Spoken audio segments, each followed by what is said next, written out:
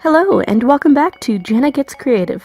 Today's artwork is a bit of an experiment. When I was sharing the negative space Dalmatian in the gold circle that I did recently, someone commented that it reminded them of the Coles Phillips Fadeaway Girls paintings.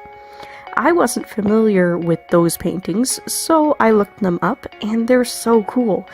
They're paintings of women doing various things, but some major element, usually their clothing, is exactly the same color as a background element, so they're fading away, so to speak. I wanted to try that with a poodle in a typical show cut, and this is my first attempt. I started out using a white wax-based pencil to fill in the parts of the dog that I wanted to remain white. Kind of like masking fluid, but I don't need to remove it. I'm using just one violet color from my Kuretake Gansai Tambi 36 palette.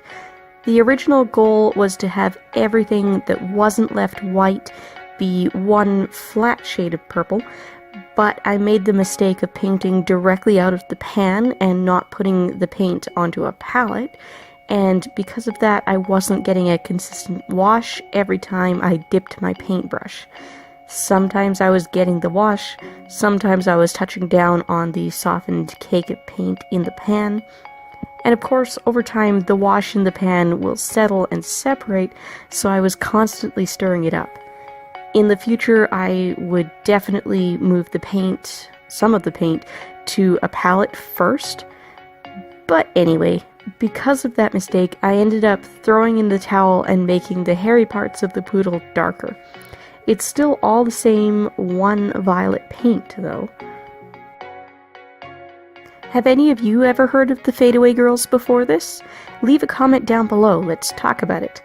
I'm honestly surprised I hadn't heard of them before, because I do love negative space techniques, and it really seems like something the professor of the one post-secondary art class I took would have known about. But then again, it was a charcoal and Conte only class, no using color for color's sake, so maybe she didn't want to encourage that. That was one thing I didn't like about that art class, not being allowed to use color. I have another art collaboration just finishing up, so depending on when my collab partner and I can get our videos edited and uploading, you'll probably be seeing a bonus video this week. I'm really excited to share it with everyone. We kind of did an opposites type theme, drawing the same animal. I don't want to be more specific than that before you see it, though, so you'll just have to wait for the video to go live. As I was painting this, I noticed that the white pencil hadn't completely covered every little bit of the paper where I wanted it to. The grain of the paper didn't accept it completely, and since I was coloring white on white, it was hard to tell.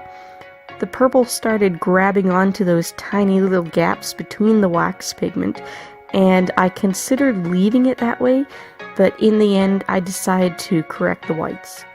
I watered down a little bit of Copic White, which I believe is meant to be similar to a gouache. Painting with the Copic White took a lot longer than I expected it to, because it kept separating from the water in my mixing palette and getting too tacky. I'm really glad I decided not to use it straight out of the jar. I easily could have ruined the whole thing. The jar of paint, I mean, not the painting. I'm curious to know if you guys like what I've done with this. Do you like the way it was looking earlier on better, or do you like the darker hairy bits? If I did a series of paintings in this style, would you want to see them all here? What other animals do you think would look really good done this way? Let's get a conversation going down in the comment section below. If you're new here, please do consider subscribing, and don't forget to ring the bell for notifications. I'm an art channel, so most of my content is time-lapses of art pieces like what you're watching right now, but I also do crafts, tutorials, and art-related product reviews. I upload a minimum of twice a week on Tuesdays and Thursdays, but I have bonus content more often than not.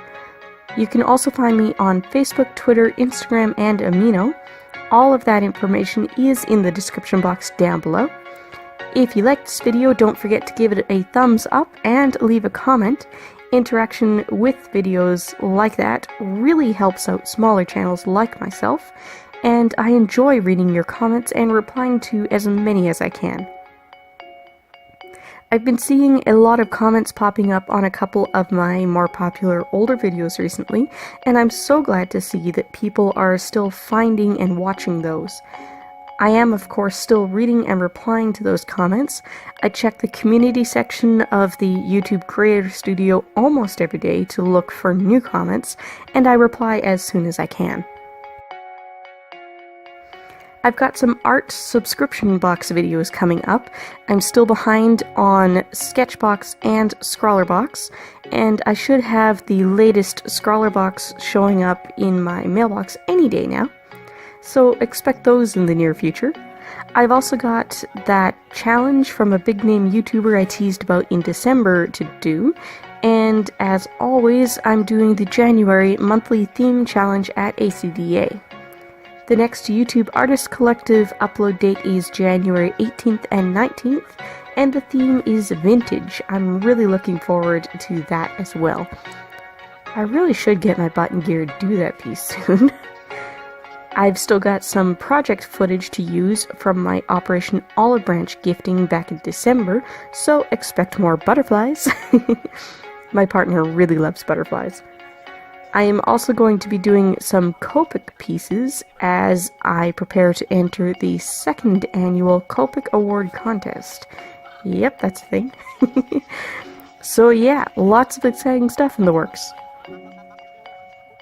And speaking of exciting things in the works, as promised in my recent videos, I am going to start doing facecam intros and outros. I've decided to make that a subscriber goal, so my official face reveal will take place in the first video I edit after reaching 250 subscribers. We're past 220 as I script this, so I'm getting hopeful that we might be able to get to 250 before my birthday. That's February 2nd. Yes, Groundhog Day. No, I don't like that movie. I won't hold it against you if you like it though. Anyway, continuing with my unintentional theme recently, I'm running out of things to say before the video's done. So I'll let the music take it from here, and I'll see you in the end card.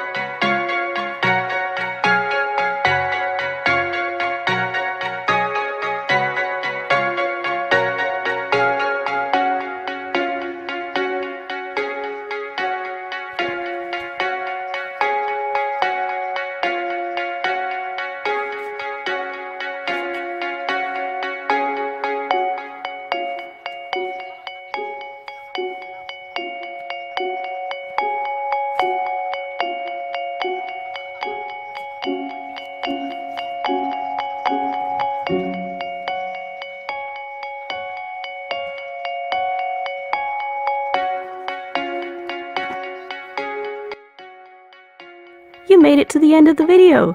Don't forget to hit like, leave a comment, and if you haven't already, hit subscribe and ring that bell. I upload every Tuesday and Thursday, and I feature artists and crafters in my end card. Use the hashtag LookJennaYT. Thanks for watching, and I'll see you later. Bye guys!